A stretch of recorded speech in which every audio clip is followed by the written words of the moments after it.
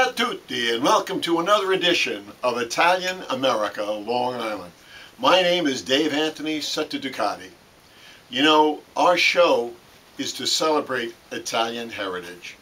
And our guest today, a first-time author, has done something very special to celebrate her Italian ancestors. So would you please welcome Ms. Jackie Fischer. Jackie, so Hi, nice Dave. to see you.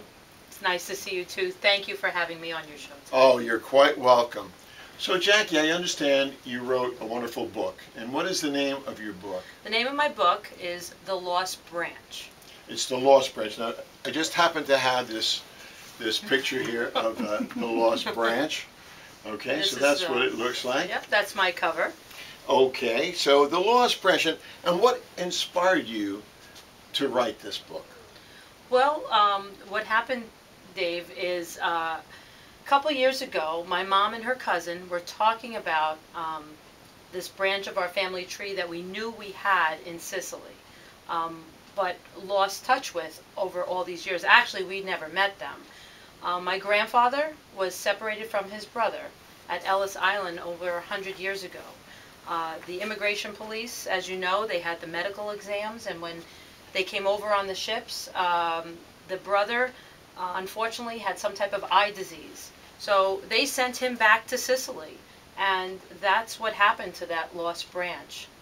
That is so tragic. And how old was he? He must have been about 13 or 14 13 years. years Yeah. old, separated from his family. What a heartbreak. Exactly. So the family was here in America. He had to be sent back with an aunt and uncle, and it was a sad story. So there was a family out there that we knew about over all these years. Unfortunately, my grandfather never got to reunite with his brother. What happened was that talking with my mom and my cousin a couple years ago, and with all the hype of Ancestry.com, it was kind of really interesting. My cousin Annie, who lives upstate New York, my mom's first cousin, they decided that they were going to pursue and try to find this lost branch of the family tree. So they took a chance. Annie and her husband went first. They actually flew to Sicily on a vacation in the hopes of finding this family.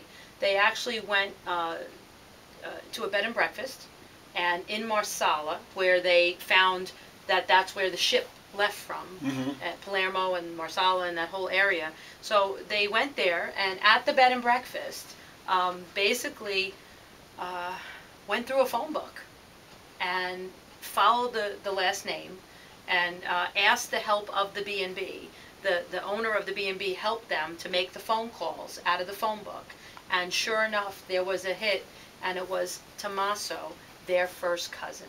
So my mom's first cousin, Annie's first cousin. So that's how it all started. Annie met them for the first time. Well, they welcomed this American family with open arms. That the following year, my mother went with her cousin there and met them. Then they sponsored them to come here to America. And then I met them. And then I went there because I wanted to see the Sicilian culture and experience it and meet the rest of the family. So that's how it all started. That's a fantastic story. And about what year was that? 2014. So when did you get the idea to write the book and to put this all in written form? What happened was when the girls, the younger generation, came to America, they were here for a couple of weeks. My mom and I sponsored them. And basically, they were leaving to go back to Sicily, and I wrote them a little poem in rhyme, and it was about our experience here, their experience here in America. And I thought it was really fun to write. And that's how it started, this little poem I wrote saying it was so nice to meet you, and I'm glad you experienced all the stuff here in America. And then it just kind of turned into more. So, from what I understand, your book is entirely in verse. Entirely in rhyme. That is some accomplishment. Well, thank you. How did you manage to keep that going? How many pages is the book? It's 86 pages. It just flowed. It flowed naturally. I can't explain it. One day I would just sit down and it just wrote itself. I had a passion to tell this story because I experienced my cousins for the first time coming to America and seeing what this was all about. It was their dream to come to America. They always knew they had this American family, but now they were able to share it, to experience it, and I shared it with them. But then I went there. And so I had both experiences. I was experiencing my Sicilian culture. I grew up with my grandparents speaking Italian. My mom's a first generation American. I'm second generation. But I grew up with all those cultural, I don't know the word. Oh, I know what you cultural, mean. Yeah, all of the culture, the I grew Italian up with culture, the Yes. holidays, Everything. the food. Right. And now right, I got the tradition, the names. Exactly. Right. So your book, when does it actually start? It starts in the beginning when my grandfather and his brother were separated at Ellis Island. So I tell the background of why this book was important to me. So it was lost in the beginning in chapter 1. It was sad at the New York pier that the boy was taken out of her mother's arms, but then it talks about life in Sicily. It talks about how that man, his name is Gaspar, he's my great uncle, how he managed in Sicily. There were some rough times. He had some trouble adjusting without his family. He had to, make a life of his own. But then there are happy times. He got married, he had children, and he grew up and had a full life in Sicily. However, there was always a sad part that he didn't experience it.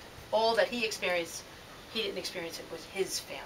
Now, his family was here. Did he ever see his mother and father again? No. This is breaking my heart. Nope.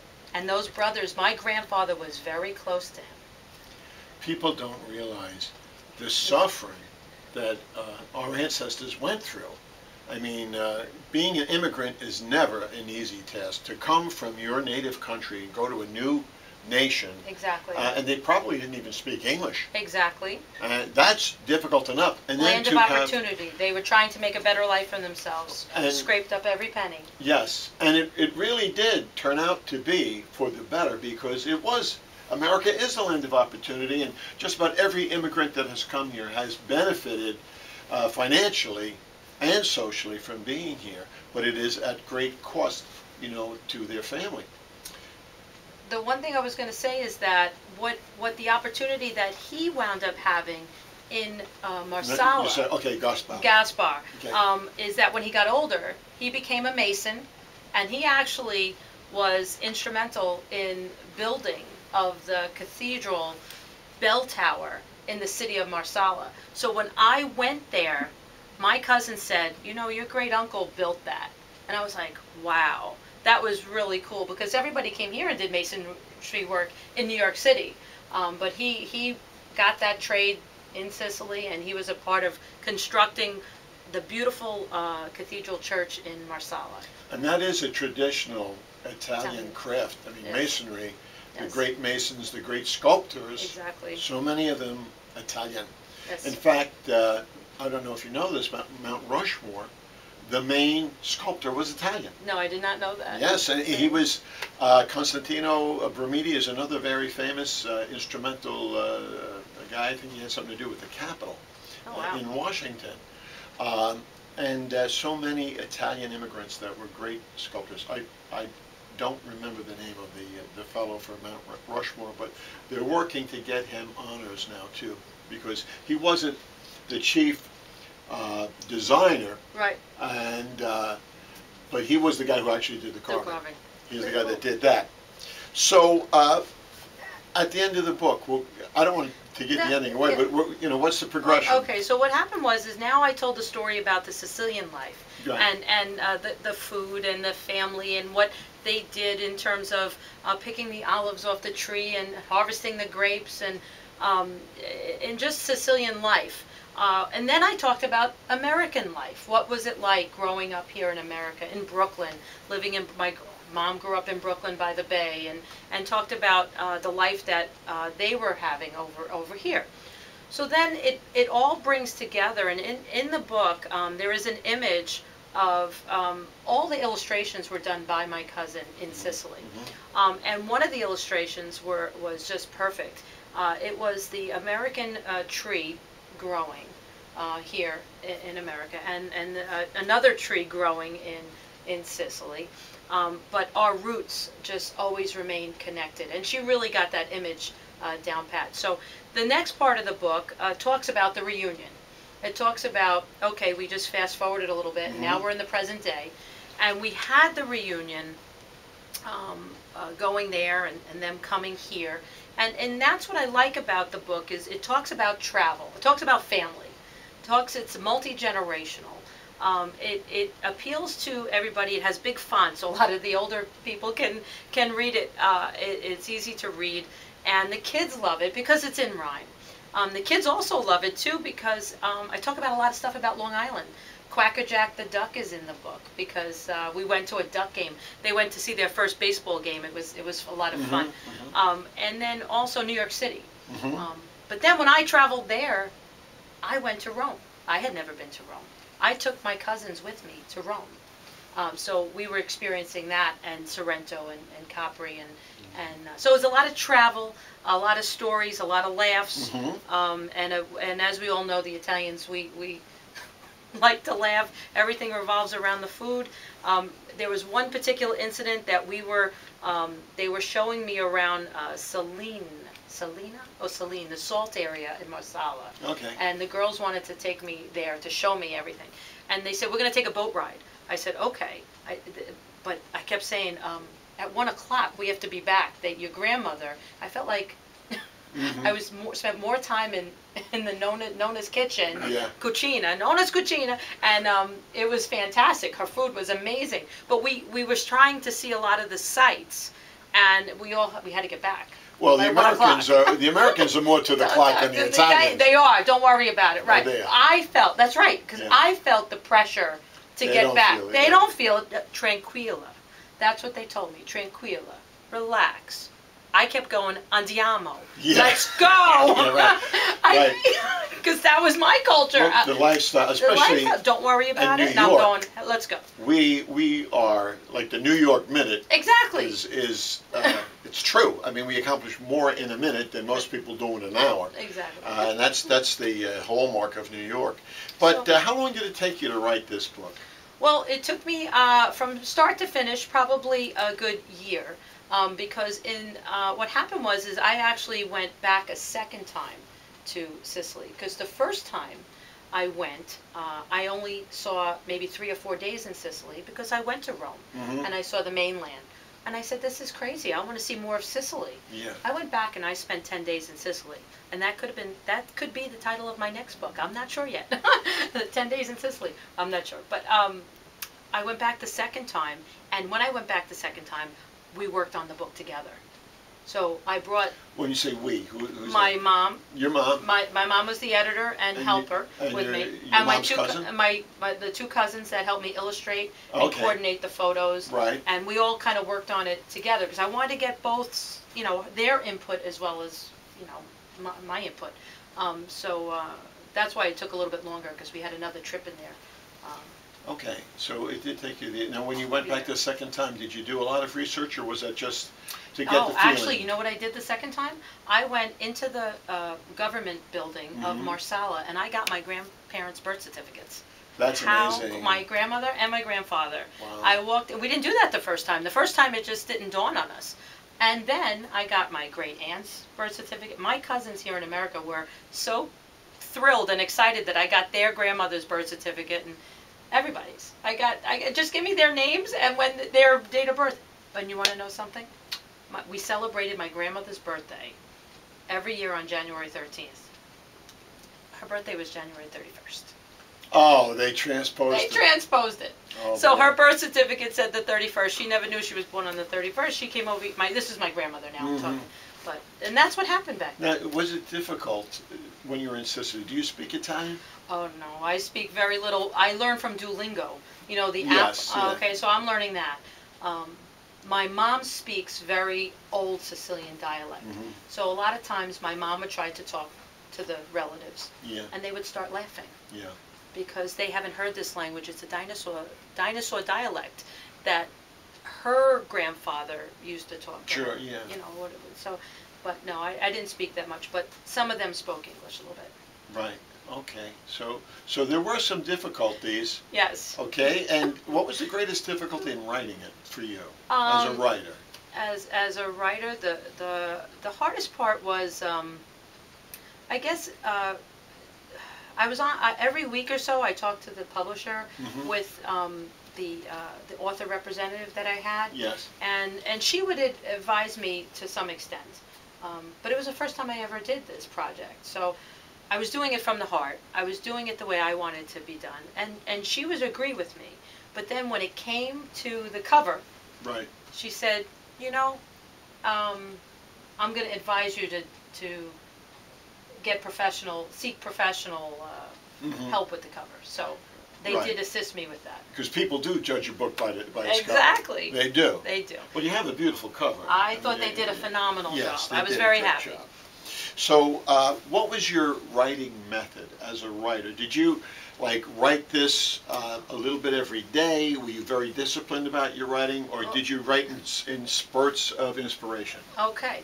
This is going to be very funny because I don't think I said this to you the other day, but my son had a season pass to Splish Splash. I was the driver of him and his friends. Right. So they would go to Splish Splash and ditch the mom. Right. And here I am. And I have a good time. I'm in a spot. They know where I am. They're enjoying Splish Splash. And I would sit there and I said, you know what? And I just started writing. So you wrote this? I actually started writing on a notepad. I did. I started writing it on a notepad. Okay. And I had this idea. I made a little bit of an outline. And I said, you know, I'm going to try it. And I just kept doing it and doing it at that day in Splish Splash. But then I put it down. Then I put it back up. Then I started doing research as to who was going to publish it. I decided to do self-publishing. Outskirts Press in Colorado was my publishing company. I highly recommend them. It was a really phenomenal experience with this publishing company. That's it. They had to approve my book. So I sent them a basic transcript, preliminary, you know, what I had a vision. Did you have it typed out? I had all typed out. Yes. So you typed that. Yes. But basically, you wrote everything by hand. Yeah. The whole book. No, some when I was at the beach. Okay. And stuff, you know, but stuff like that. when you weren't, so you. Right. Then I went home and I typed it up. And then you typed it up. Yeah. Okay, so you sent them this, and then they did all the editing for you? No, my mom. My mom helped me edit.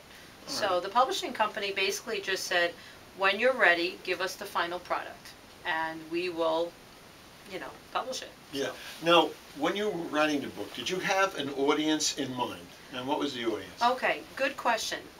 When I spoke to the author representative, they said it's going to be a multi-generational book, but the level of reading is 4th grade to 8th grade reading. I'm a big, I like going to the schools. I used to do schools presentations with the Heart, because American Heart Association, I'm very involved with the American Heart Association through my job. So I would go to the schools and I do presentations for kids, no smoking, you know, exercise, and do the whole presentation.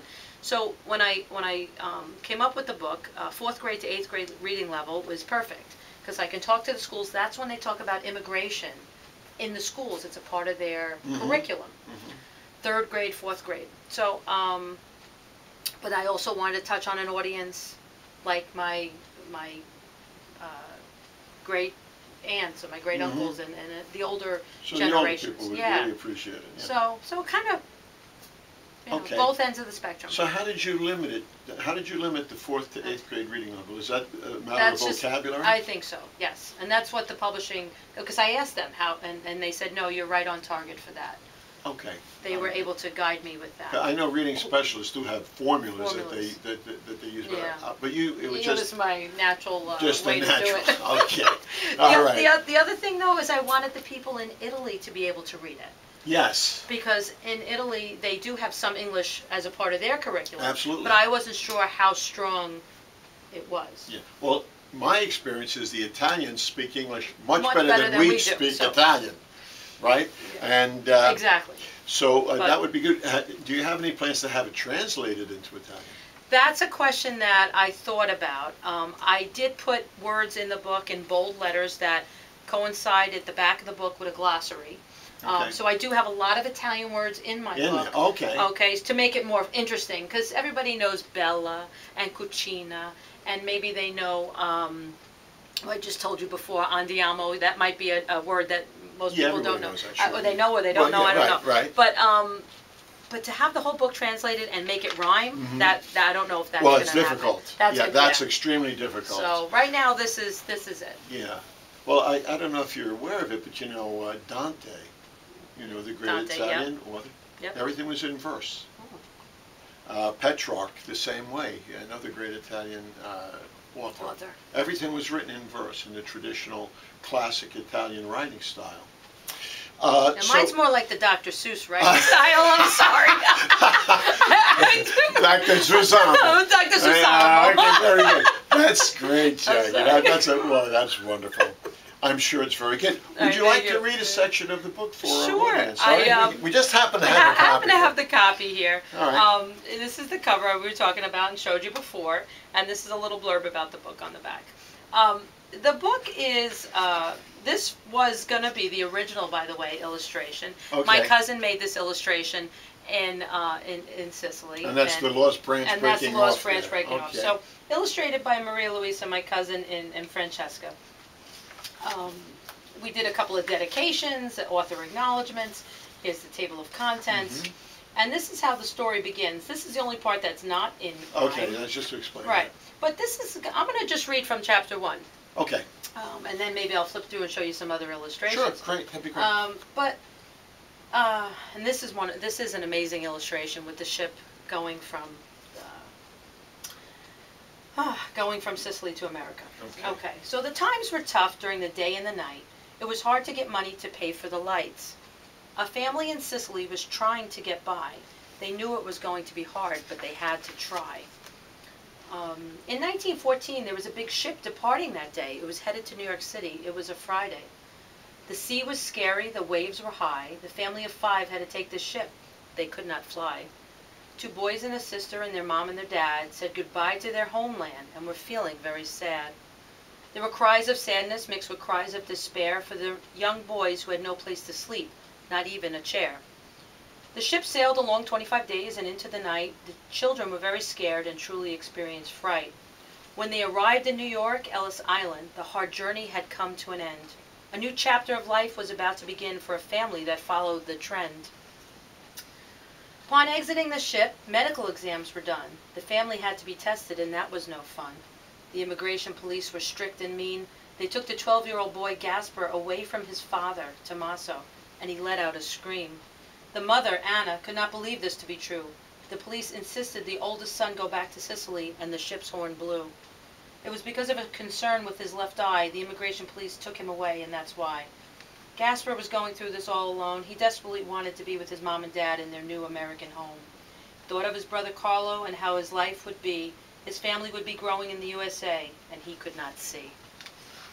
That is a wonderful little piece there.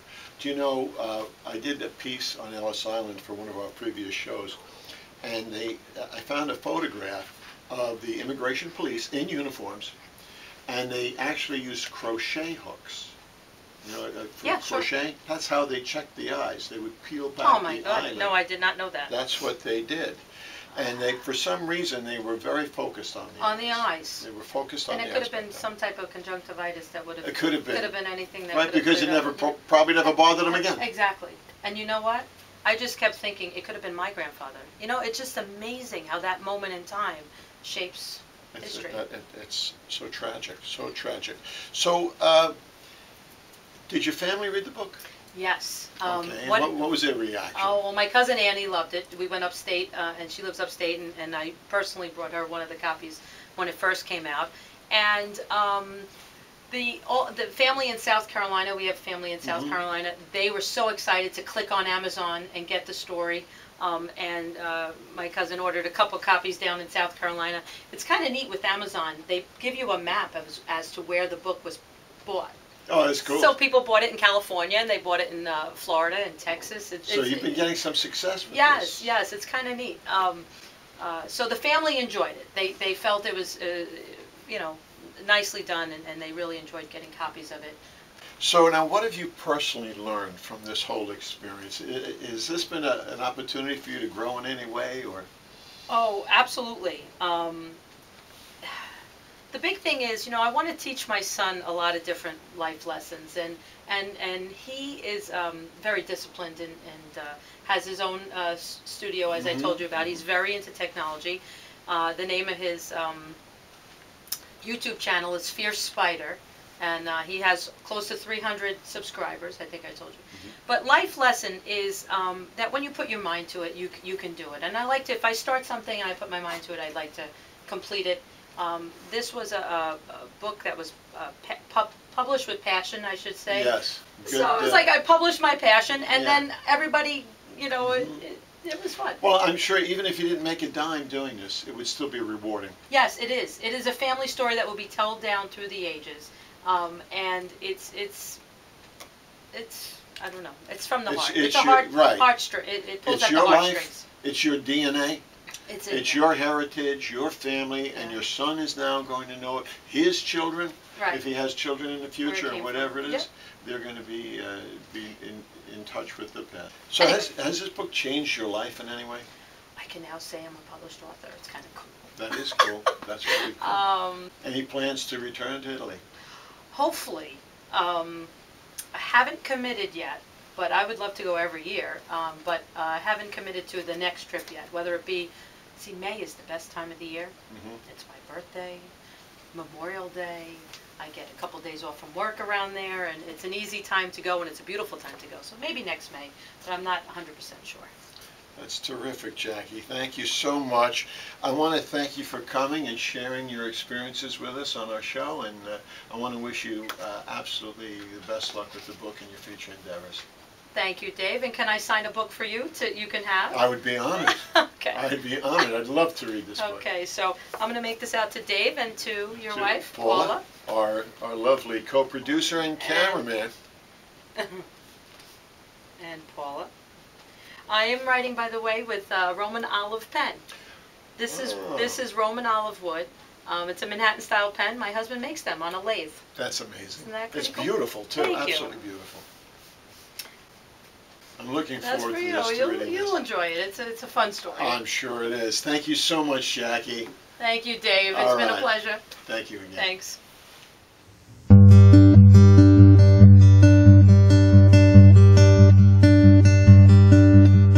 Did we brush shoulders walking down the street? Life gets busy,